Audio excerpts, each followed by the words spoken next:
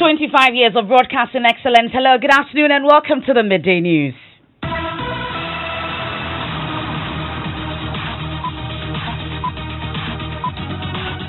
This bulletin is coming to you live from Joy 99.7 FM studios here in Kokomlemle at digital address GA0993341. Also live on Love 99.5 FM in Kumasi, affiliates across the country including ATL FM in Cape Coast, Radio Max in Takrady, and Kekeli Radio in Ho. It's on ABN Radio in London and around the world at myjoyonline.com. The news is brought to you by UMB Bank, UMB CDAP, Digibank, Let's Go, and Telesol 4G.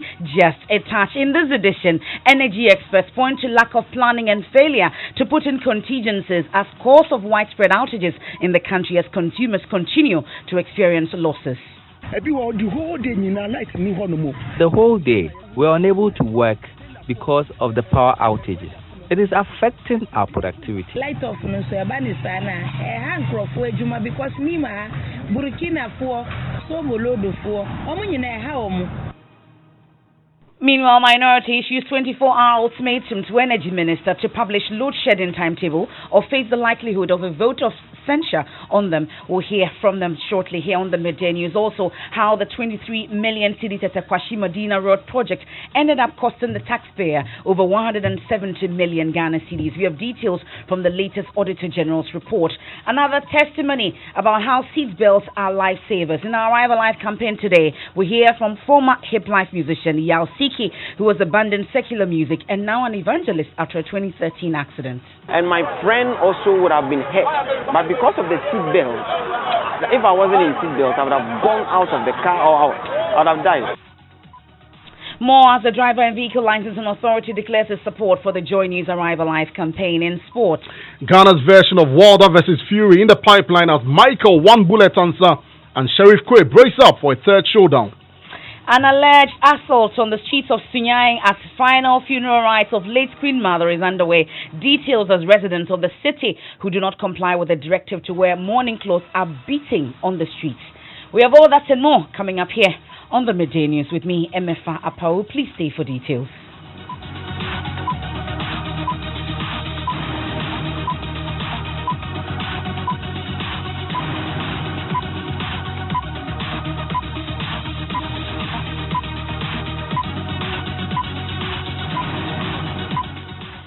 And there's no doubt government is shedding load. That's according to energy experts who say the current power outages are being experienced because government failed to plan and put in contingencies to avert the blackouts. Deputy Energy Minister William Orekwedu, who assured the interruption in power supply will be resolved in the first week of March, has attributed the problem to the process of cleaning out gas pipelines. Pipeline from Nigeria to Ghana, which supplies gas to mainly the Tema Enclave. That they was going to clean out what we call pigging, as cleaning out the gas pipeline and then to check on the integrity of the inner lining of the gas pipeline. That was announced to the good people of this country. And then we asked you that we told Ghanaians that there might well be some interruptions. We did take steps to try and reduce to the barest minimum the interruptions in the power supply, because we shouldn't forget that Ghana, of course, we have our own indigenous gas that we can flow from the west to the east. But unfortunately, because of this work, the gas from the west to the east, that's from Takrady to Tema Enclave, could not also be supplied. But I'm happy to announce to the good people of this country that within the next few days, this whole pigging exercise will come to an end. As a matter of fact, they have completed the cleaning and they are analyzing the data. Deputy Energy Minister in charge of power, William Orekwedu there, but energy expert Kojo Poku says the Energy Ministry's failure to plan ahead of its works has resulted in the outages. There should have been a plan. Plan one. Is the government going to be able to procure light crude oil to augment the fuel which is not being supplied to the Tema Enclave? If the government does not have money and we are going to shed load, what is the plan to shed the load? You cannot just wake up one morning and ask ECG to share 200 megawatts. For me, it's unacceptable. There wasn't proper planning. The minister said they've been aware, but if they've been aware, what planning went in? Now, Executive Director, Africa Center for Energy Policy, Asa Ben Boache agrees. He's also pointing to refusal by authorities within the energy sector to release information on the matter. We don't have the true data. We don't have enough information to be able to come to that conclusion. But like we just said, this is a shutdown that we knew was going to happen. We knew that the pipeline was going to be cleaned in January, and we could have prepared for it. We do have a lot of dual fuel plants around. The KTP could have, used light crude oil. AXA can use heavy fuel oil. If we had put in place that contingency to ensure that we have fuel to do the switching, associate phase 2 can actually also use fuel. So it is lack of planning that has brought us where we are today. And I think a strictest timeline on when we're going to exit from this kind of load shedding is really required at this point to allow businesses to plan. Ben Boache is the Executive Director, Africa Center for Energy Policy. Well, the minority is accusing Energy Minister John Peter Amewu of gagging power sector state-owned enterprises, preventing them from publishing an already prepared load-shedding timetable. They've issued a 24-hour ultimatum for the schedule to be published. Former Deputy Power Minister John Jinapo joins us on the line. We're grateful for your time here on the Midday News, Mr. Jinapo. First off, from where you stand, what do you know to be the cause of these outages that we're experiencing? The cause is that we do not have fuel. And like Ben said, most of the thermal plants in the east, that is in thermal, KT-TPP, KT1PP, TT1PP, TT2PP, most of the thermal plants in the east are dual fuel plants. And so in the absence of gas, you can convert them to use light crude oil. Unfortunately, since January 2019, this government and VRA have not been able to procure any light crude oil. And so we don't have that reserve in terms of fuel redundancy in order to power the plants in the event of a major disruption. And we knew, so clearly it's an issue of fuel. Also, there's no doubt that as I speak to you, we are engaged in load shedding as a country. They've been shedding loads over 200 megawatts for more than 2 weeks now. And even the minister's assurance that on the eve of March, the pigging exercise will be over, I disagree with him. Because once the pigging exercise is over, you have to then carry out a test to be sure that the pigging was successful and that all the debris has been cleaned. In the event that following the pigging exercise, further works ought to be done, we will do that. The pigging is only to ensure that we check the integrity of the pipeline. And so I think that as a matter of urgency, let us procure light crude oil to serve as a buffer in order that when we do not have gas, we can supply sustainable fuel. But the official explanation we've been giving, at least we've seen the ECG statement, we've heard from the Deputy Minister as well. There's a maintenance work that's ongoing. You say that's not the actual reason.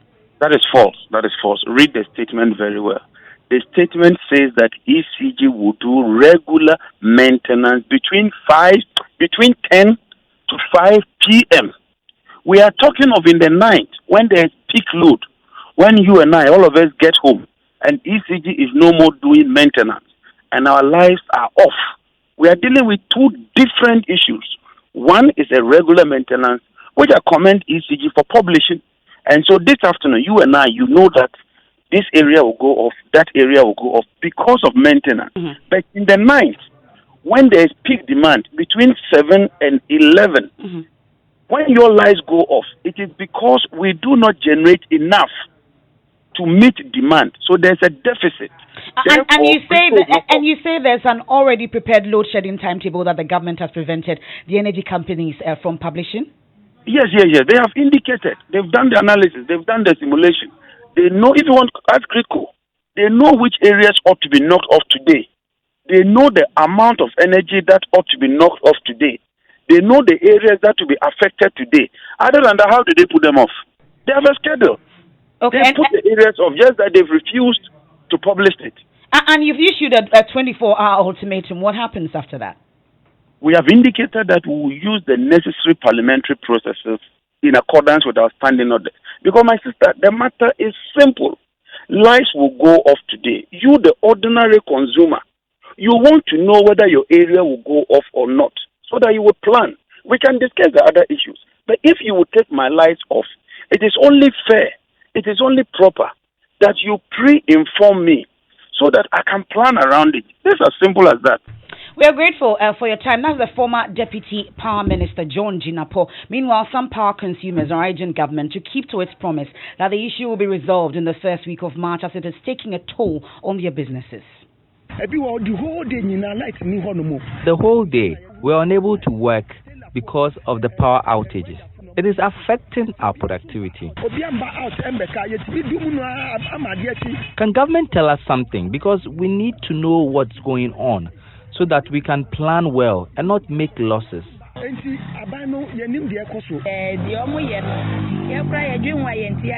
don't even understand what is going on with these power outages.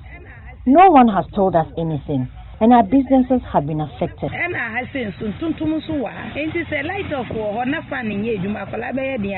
are lots of mosquitoes in Nima here, and using the fan enables our children to sleep.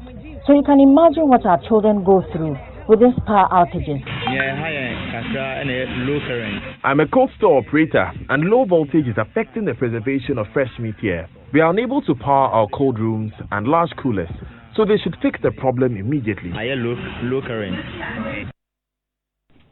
You had some consumers there. Now let's move on to some other stories, because the Auditor General has uncovered how the Tatakwashi Medina Road, budgeted to cost 23 million Ghana cedis, ended up costing the taxpayer over 170 million Ghana cedis instead. The project delayed for more than 10 years and also saw slow processing of payments for contractors. The Auditor General also pointed to variations during the construction as the reasons for the 639% increase in the project cost. These are contained in a performance audit report on selected roadworks in Ghana. My colleague Joseph Akableh joins me in studio with more on what the auditors found as they probed the Tatakwashi Medina project. Joseph, first, tell us why the Auditor General decided to audit road projects. The auditors explained that a total of 8.24 billion cedis was spent on construction of roads and upgrading of roads between 2012 and 2018. Despite this investment, they noticed that road users raised concerns about constant deterioration of roads months after completion. So the office decided to assess and give assurance to Parliament and the general public that roads constructed meet the required standard. Now let's zoom in into the Tatakwashi Medina Road project and what the auditors found. So this is a 4.6 kilometer road with two interchanges at the University of Ghana and Atomic Junction. It was awarded in October 2006. Work commenced in November of that year. It was expected to be completed in May 2009. It was estimated to cost a total of 23 million cedis. This was to be funded by government with a road fund listed as a source of funds. The project, however, ended costing 170 million cedis. It was completed on February 19, 2019 instead of 17th May 2009. So what accounted for this increase in cost that we're talking about? There were as many as 25 variation orders. These are requests from the engineer to make changes relating to the form, quality and quantity of various parts of the road. The auditors found also that some of these variations, 49% of them actually, were not related to the project. And so, for instance, there were works that were carried out at the Accra Mall, Spintex Underpass, Community 18 Bridge, among others, which were not part of the project, but instructions were given to the contractor to execute them as part of the project. The auditors say such variation should have been procured differently. Other variations were also not approved as was required by law, and the interest on delayed payments, price fluctuations, and contractors' claims for extension of time contributed to this increase in cost. And there are other recommendations. They want the Highway Authority to immediately draw and implement a policy on processing payments within 56 days and sanction officers who delay in doing this.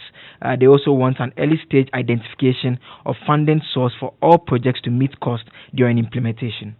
Joseph Akableh there giving us details from that special audit report. This is the Midday News here on Joy 99.7 FM. We head to Parliament now, where the Speaker, Professor Michael Quay, is threatening members of the Parliamentary Press Corps with sanctions if in future they leave the chamber to cover press conferences by members of either side of the House when proceedings are ongoing.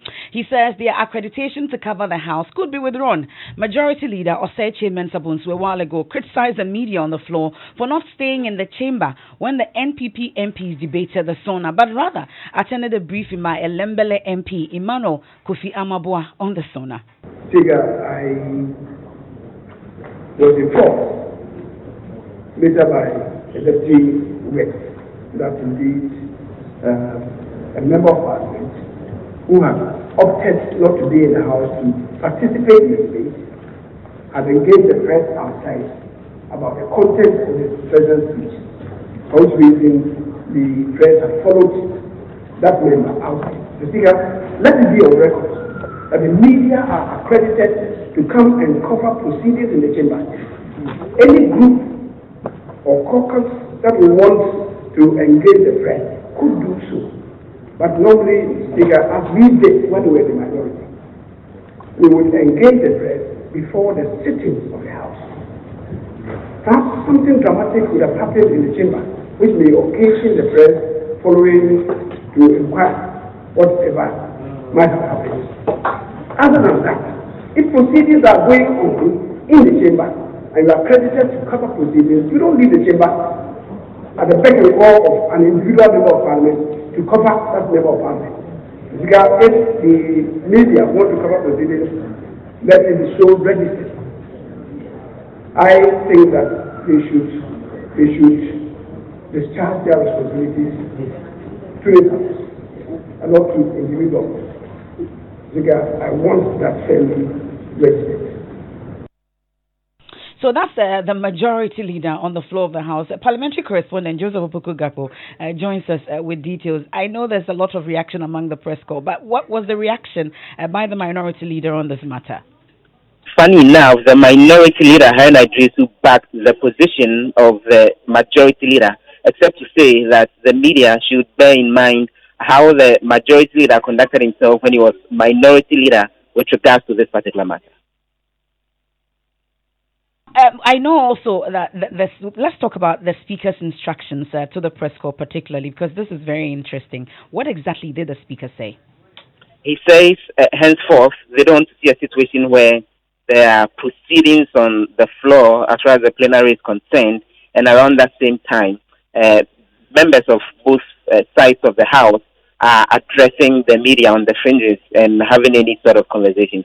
And he makes the point that the media should remember that their presence in Parliament is first based on the fact that they are required to cover the chamber, and that's when they go ahead and do other things and prioritize them ahead of what is happening on the floor of the House. Their accreditation to continuously work in the House could actually be withdrawn. I want to make it clear that as much as they may give interviews before or after the plenary and the proceedings inside this honorable House, and which interview or contribution could be for the majority or the minority any day, it is forbidden, if they have any doubt, to abandon the permission given them to cover proceedings in this honorable House and go outside the chamber itself and do some other work other than coming to cover proceedings in this honorable House. We have a saying in our tree language, and so if you don't understand. So that's the Speaker of Parliament, Joseph Opoku-Gakpo. Now tell me about the talk amongst yourselves as parliamentary press corps.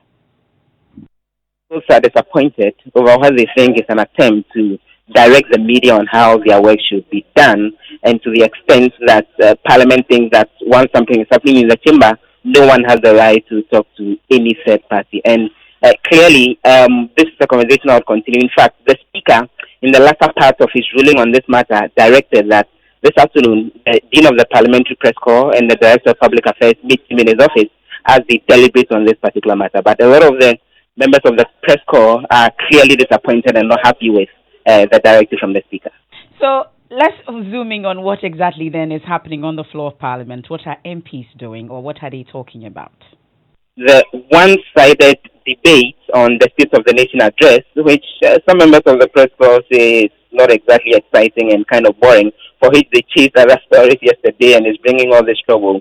Well, the debate is ongoing on the floor as we speak, the chairman of the Education Committee and others have been touting how government's free senior high school policy has actually helped develop the country over the last 3 years. And the minority MPs are still watching, not participating in the conversation. Parliamentary correspondent Joseph Opoku Gakpo there. Of course, we are watching Parliament closely.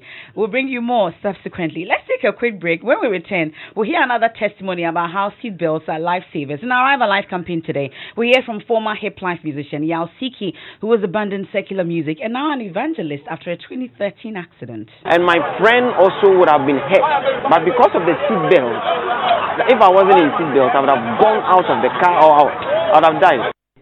We have more as the Driver and Vehicle Licensing Authority declares its support for the Joy News Arrive Alive campaign. We're back. UMB was established in 1972 as the premier bank for the corporate and private sector in Ghana. From our very beginning, as the only Ghanaian bank serving all categories of businesses, we set a standard for excellence and innovation over the past 45 years. We've built a financially healthy and strong bank, demonstrated our commitment to our customers and to growing businesses, and exhibited originality and innovation at every turn. At UMB, our focus is built around people, service, products, and technology. These are the key to our present success and our future triumphs. At UMB, we're poised to make a difference not only with our customers, but also in the banking industry. We invite you to share in our future. Our future starts now with you. Thanks for staying with us here on the Midday News. Time now for sports. Hans Mensanda. And Vice Chairman of the Premier League Management Committee, Jesse Ejapo, has revealed plans to automate ticketing at the various Ghana Premier League match venues. We need to automate part of our processes, including launching the e-ticketing platform. Yes.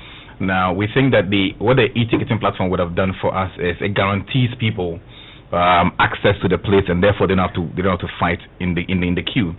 And you're quite clear that, look, if the match is sold out, it's sold out. So you don't have to necessarily queue or fight of a sort. And we think that probably would address the bulk of the issues. When launched officially, our e-ticketing platform would allow you to string a USSD to buy a ticket. You will be able to buy a ticket using a Visa card and things like that. That's like number one. Number two is finding better ways of ensuring that media accreditation is properly synced in the system, that it allows the media person to be able to walk in easily. I mean, like some of the Premier League Management Committee members stood at the gate when the incident happened. Yeah. And it wasn't easy. So Fifi is completely right. It was very chaotic. Jesse Ejapon is the Vice Chairman of the Premier League Management Committee. And Emefa, we are going to have our own Wilder versus Fury, scene in Ghana. Yes. So Michael One Bullet and Sheriff Kwe have fought twice. Both of them have won one fight, and now there's going to be a third showdown to see who reigns supreme as the national champion. We'll see how it goes. Hans, thank you. Now, he was a fast-rising hip-life music star with his song Wope Dodo, enjoying massive airplay on radio stations. But his career only lasted a short time as the 2013 accident brought it to a screeching halt. In our Arrive Alive campaign to stop crashes on Ghana's roads, we bring you the story of Isaac Okain, popularly known as Yao Siki, and he tells us about how seatbelt saved his life. Isaac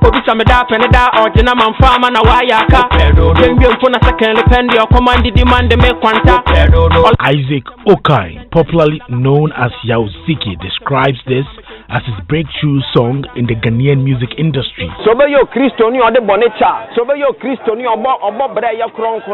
is a busy day at the Michelle Camp bus terminal in Tema. Yao Siki is evangelizing in a white Sprinter. This has been his routine after he recovered from the crash on the motorway 7 years ago. So later I asked my friend what happened, and he said he was speeding on the motorway, and a taxi driver came from behind and overtook him. So in the process of swerving, he lost control. The car got off the road, somersaulted like 3 times and landed on its head. The doctor said that one of my neck bones had broken, and the broken neck bone was 1 inch away from my respiratory system, my neck here. And if I had pressed on it, I would have lost my breath in seconds. He had never read the Bible, but one day in his room, voice directed him to read Psalm 103 verse 3. That, he says, was the beginning of his transformation journey and his promise to God that he will forever serve him if he is healed. One Sunday, I woke up from my sleep and I was about sitting up on my bed, and then suddenly it dropped in my spirit, read Psalms. ear, my right ear. It came to me 103 verse 3. So that I checked Psalm 103 verse 3 and it says, who forgives all your iniquities, who heals all your diseases. And I was like, wow.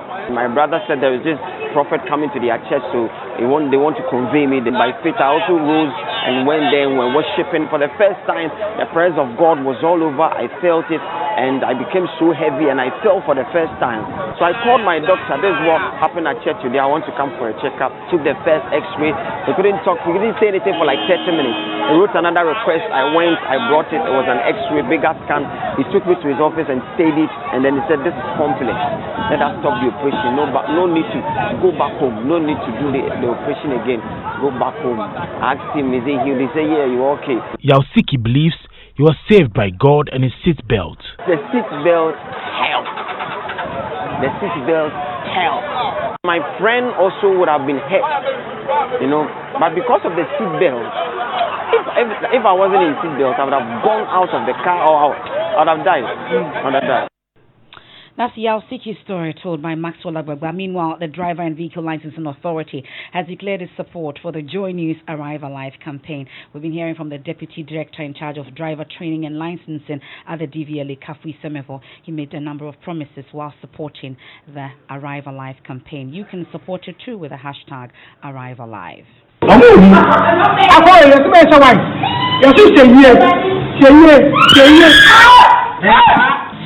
Sounds of alleged assault on the streets of Sunyani as residents of the city who do not comply with the directive to wear mourning clothes as final funeral rites of the Queen Mother is underway are being chased and beaten on the streets. The directive is part of a set of instructions issued and expected to be adhered to by people in the city. Correspondent Precious Semevo has more on this. He joins us on the line. So Precious, help us understand what exactly is going on in Sunyani. Yes, Emefa. The funeral of the late Nana Yanya Mapudo is on this week. It got to it will get its climax from today, tomorrow, up to Saturday. And as part of the funeral arrangement, the Traditional Council here in Sunyani issued a directive that everyone within the Sunyani municipality or the Sunyani Traditional Council will have to be in mourning clothes. To the extent that the Ghana Education Service also gave a directive that all schools will have to, close down. Now, what is happening is that yesterday, the traditional warriors, as we call in our local language, Abrafo, were seen, attacking some individuals who were not in traditional, clothes. But I've just received an information from the Bono Police Command. They have issued a release trying to explain what we saw in the footage. According to them, some of the people are not police personnel as the video seems to portray. They are saying that some are private security men, but that is still unacceptable. They have issued full-scale investigation into that, and they will try to deal with the perpetrators. And they are also having a meeting with the Traditional Council to ensure that the traditional warriors will not take the law into their own hands and be attacking and abusing individuals who probably may have nothing to do with the funeral, may just be passing through. And that's a correspondent, Precious Semevo, giving us a situation in Sunyani. Let's head quickly to Kumasi, where a woman has refused to vacate an unhygienic, filthy cooking joint at Dr. Mensa, and she's set to face legal action after the sanitation enforcement team stormed the insanitary cooking hub at Dr. Mensa, a suburb of Kumasi, again today. Love FMC Russell Sasari Donko has more. Thinking liquid from decomposing fish and a mice-infested drain fills the environment. This cooking joint at Dr. Mensa sits on a sewer and is flanked by two filthy drains. The place looks unkempt and dirty, with houseflies having a field day. We saw mice occasionally popping out of holes in the drain. This is where Madame Rosa Dusay has just finished cooking food for the market. The uncovered bowl of stew, fried fish, rice and meat sits on the ground close to this smelly drain. Madame Edusei continues to cook here despite series of warning by health officers. This is my rented space. The gasa belongs to the millers over there. I have no control over what runs through it. Well, that's Erastus Asaridonko's report. Keep Kumasi clean. Your area could be next. And that's it for the midday news here on Joy 99.7 FM. There's more news when you log on to myjoyonline.com. Thanks so much for your company. I am Emefa Apawu.